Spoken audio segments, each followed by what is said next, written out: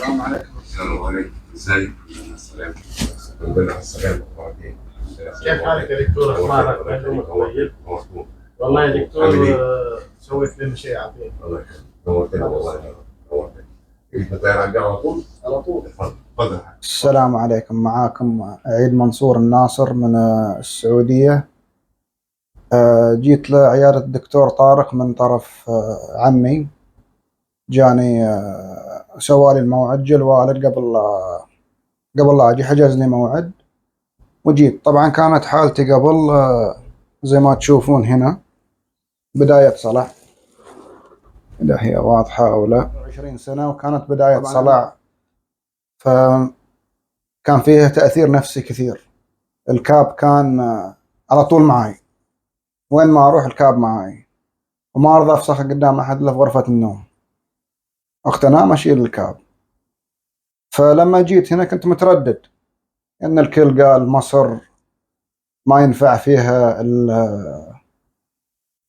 الزراعة، وهي مش متخصصة، تركيا هي المتخصصة. لكن أنا غيرت كلامي وجيت إلى الدكتور طارق وشفت النتائج عنده.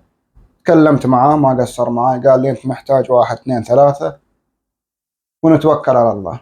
العملية، في يوم العملية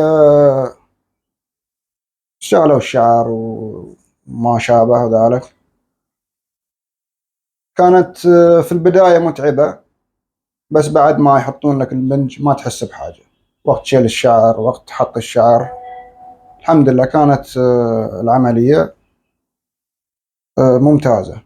وزي ما تشوفون النتيجة بعد 6 شهور أيضا ممتازة ومرضية جدا جدا. والدكتور كل ما كان عندي سؤال والله أتواصل معاه ويرد علي في نفس اليوم أو في نفس الساعة ساعات، ويقول لي سوي 1 2 3 خلال 6 شهور هذه. ما قصر معاي من وإلى. طبعا أنا في السعودية مش في مصر، فعلى طول تواصل في الواتساب.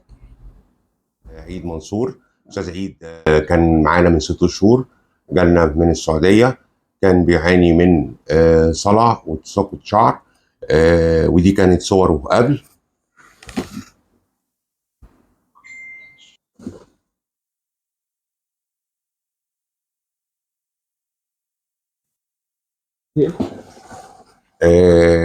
عملنا له العملية، بعدها سافر السعودية وكان بيتابع معايا من هناك.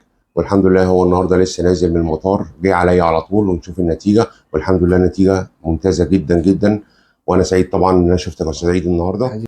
وانا كمان عايز اعرفك على حاجه، ان دي نتيجه مبدئيه، لسه الكثافه الكامله. انت المفروض متابع معايا سنه من تاريخ العمليه، المتابعه والعلاج لحد سنه من تاريخ العمليه. بتفضل متابع معايا اي حاجه برضو بتفضل متابع معايا. ماشي، ما يحتاج، على طول اكلمك ترد علي. الله يخليك. ولما تنزل مصر طبعا تنورني اي وقت ان شاء الله. الله ان يخليك. شاء الله.